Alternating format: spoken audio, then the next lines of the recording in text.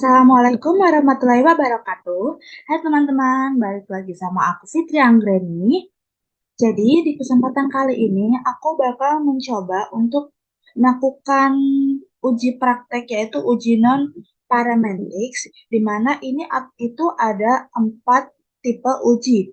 Nah, untuk yang pertama sendiri yaitu uji untuk satu sampel, di mana kita menggunakan uji Kolmogorov-Smirnov. Uji untuk satu sampel terbagi menjadi beberapa cara. Salah satunya yaitu dengan uji Kolmogorov-Smirnov. Uji Kolmogorov-Smirnov bisa dipakai untuk menguji keselarasan data yang berskala minimal ordinal. Nah, contoh soalnya seperti di bawah ini. Berikut ini adalah data sampel berat saus cabai yang diproduksi PT Saus Jaya. Angka sendiri itu dalam satuan gram. Nah, di sini bisa kita lihat ada kurang lebih dari 15 sampel untuk saus sendiri. Nah, kemudian untuk pertanyaannya sendiri yaitu, perusahaan ingin mengetahui apakah data di atas berasal dari populasi seluruh produk saus cabai yang berdistribusi normal. Nah, berarti selanjutnya kita langsung pergi ke SPSS untuk menguji. Nah, seperti biasa kita isikan dulu. Nah, setelah kita memasukkan variabel V-nya, kita langsung pergi ke data view untuk memasukkan data sampel pada berat saus tadi.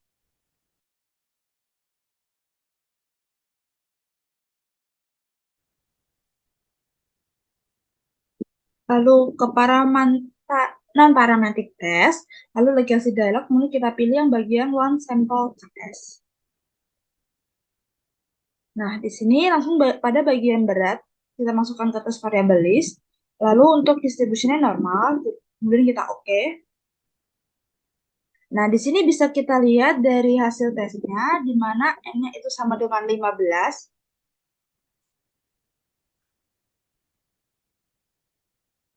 Untuk norma parametersnya itu untuk min-nya 152,2, untuk standard deviation-nya itu 1,97. Nah, kemudian berdasarkan analisa di mana hipotesis H0, distribusi populasi mengikuti distribusi normal, sedangkan H1, distribusi populasi tidak mengikuti distribusi normal. Nah, pengambilan keputusan dasar pengambilan itu berdasarkan probabilitas. Jika probabilitas lebih besar daripada 0,05 atau 5%, maka H0 diterima. Sedangkan jika probabilitas kurang dari 0,05, maka H0 ditolak. Nah, keputusannya yaitu terlihat bahwa pada bagian asim sigma tutelat ini adalah untuk diuji dua sisi, yaitu 0,200. Karena kasus adalah uji satu sisi, maka probabilitas menjadi 0,200 dibagi 2, sama dengan 0,100. Di sini didapat probabilitas di atas 0,05, maka H0 diterima atau distribusi populasi mengikuti distribusi normal. Selanjutnya kita pergi ke bagian yang kedua, yaitu uji data dua sampel berhubungan atau dependent.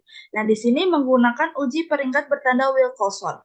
Untuk contoh soalnya itu, sebuah perusahaan sedang mengembangkan suplemen penambah berat badan. Perusahaan ingin mengetahui khasiat suplemen tersebut sebelum dipasarkan secara komersial. Untuk itu, perusahaan mencoba obat tersebut secara kontinu terhadap 10 orang siswa sekolah dasar yang sudah diukur terlebih dahulu berat badannya.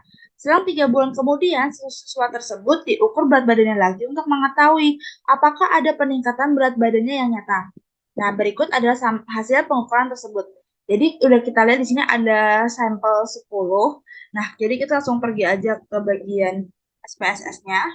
Kemudian langsung aja kita masukkan variabel V-nya. Nah, jika sudah, langsung kita pergi ke data view untuk memasukkan sampel yang tadi. Setelah semua sampel data sudah kita masukkan, lalu kita pergi ke bagian analis, kita pergi ke non-parametric test, lalu ke legacy dialogs. Nah, di sini kita pilih yang bagian to relate sample. Nah, kemudian yang ini kita masukkan ke variabel 1 dan 2. Untuk tipenya kita pakai yang Wilcoxon, kemudian kita oke. Nah, di sini bisa kita lihat hasilnya yaitu ada negatif dari 10, ada 2 negatif dari 10 total sampel dan ada 8 positif range dari 10 total sampel. Sedangkan untuk yang sama itu tidak ada. Untuk analisis hipotesisnya yaitu H0 suplemen tersebut tidak mempunyai efek berarti pada berat badan. Sedangkan H1 itu suplemen tersebut mempunyai efek pada peningkatan berat badan.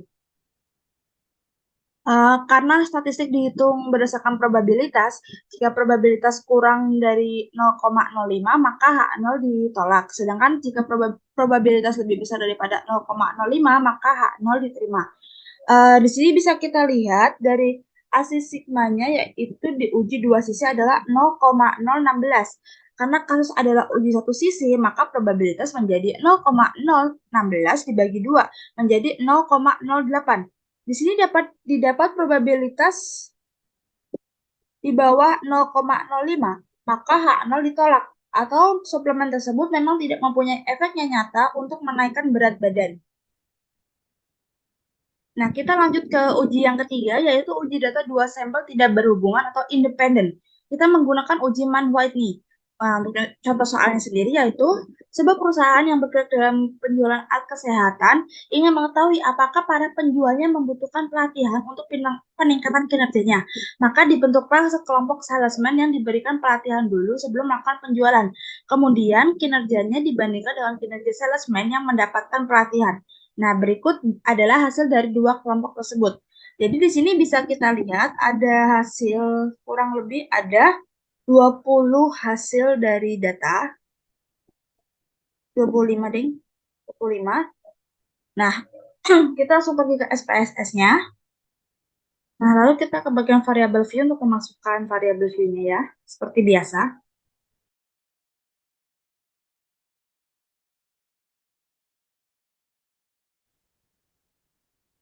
Nah, jika semua variabel view sudah kita masukkan, kita akan pergi ke data view untuk memasukkan datanya.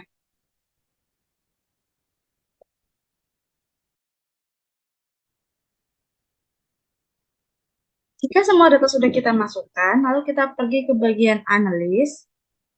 Kita pilih non-parametric, lalu pilih legacy dialog. Nah, di sini kita pilih yang bagian to independent sample. Nah, di sini kita bisa masukkan bagian salesman ke test variable list, lalu ke bagian kelompok di grouping variable. Nah, di define group kita isi untuk grup 1 itu 1 dan grup 2 itu 2.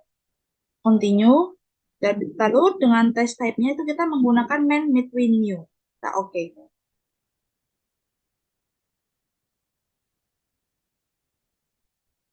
Nah, bisa kita lihat di sini hasil dari range-nya itu untuk pelatihan itu sebanyak 15 orang dan tambah pelatihan itu sebanyak 10 orang. Dengan min rank untuk pelatihan 17,97 dan sum of ranks-nya 269,50, sedangkan untuk tanpa pelatihan min rank-nya adalah 5,5 dan sum of ranks-nya adalah 55,50. Dengan hipotesis yaitu kedua populasi identik atau data penjualan kedua kelompok salesman.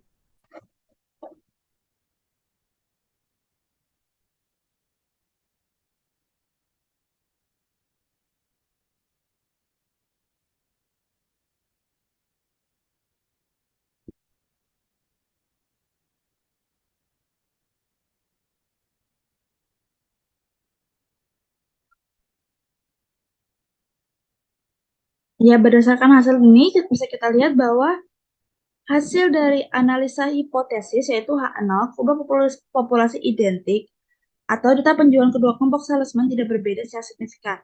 Untuk K1 yaitu kedua populasi tidak identik atau berbeda dalam hal alokasi atau data penjualan kedua kelompok salesman berbeda secara signifikan. Nah, berdasarkan hasil pengambilan keputusan berdasarkan probabilitas. Jika probabilitas lebih besar dari 0,05 maka H0 diterima. Sedangkan jika probabilitas kurang dari 0,05 maka H0 ditolak. Keputusannya terlihat bahwa dalam kolom asif sigma tutor untuk diuji dua sisi adalah 0,000. Di sini didapat probabilitas di bawah 0,05, maka H0 ditolak. Atau kedua populasi tidak identik atau berbeda dalam hal alokasi. Atau data penjualan kedua kelompok salesman berbeda secara signifikan. Kemudian kita lanjut yang keempat, yaitu uji data 3 atau lebih sampel yang berhubungan atau dependen. Kita menggunakan uji Friedman. Untuk contoh soal sendiri, itu sebuah perusahaan biskuit ingin meluncurkan 4 rasa baru dalam produk biskuitnya. Keempat rasa tersebut terdiri dari rasa coklat, rasa stroberi, rasa keju, rasa kelapa.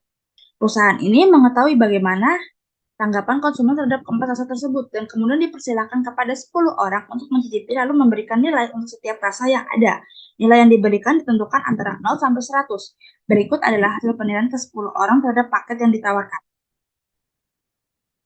Nah, di sini bisa kita lihat hasil dari penilaian ke 10 orang. Nah, untuk pertanyaannya sendiri, dari keempat rasa tersebut manakah yang memiliki mutu yang sama?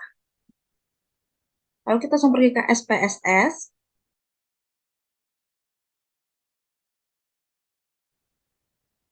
Jika sudah kita masukkan variabel view-nya, lalu kita masuk ke data view untuk memasukkan data yang tadi.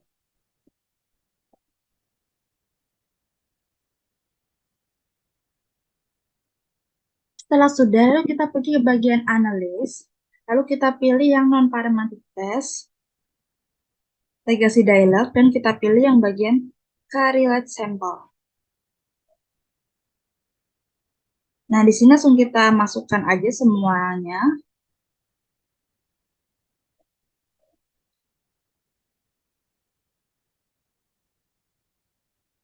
Kemudian kita oke.